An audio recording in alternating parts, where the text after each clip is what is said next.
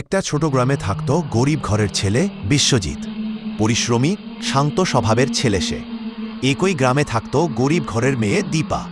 দুজনের জীবনেই কষ্ট ছিল, কিন্তু মন দুজনেরই ভালো ছিল। প্রতিদিন ভোরে বিশ্বজিৎ মাছ ধরতে পুকুরে যেত, আর দীপা সকালেই পানি আনতে আসত।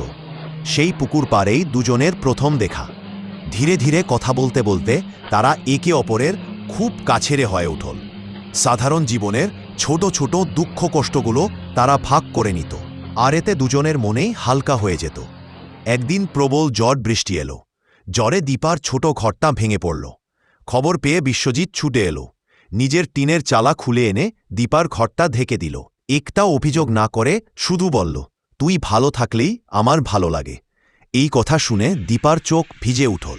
সে বলল, আমরা গরিব ঠিকই, কিন্তু ভালোবাসা কি গরিব হয়? এরপর থেকে বিশ্বজিৎ আর দীপা একসাথেই সব কষ্ট সামালাতে লাগল। তাদের ভালোবাসাই ছিল দুজনের সবচেয়ে বড় সম্পদ। গ্রামের মানুষ বলতো, টাকা না থাকলেও মনের ধন থাকলে ভালোবাসাই মানুষকে ধনী করে তোলে।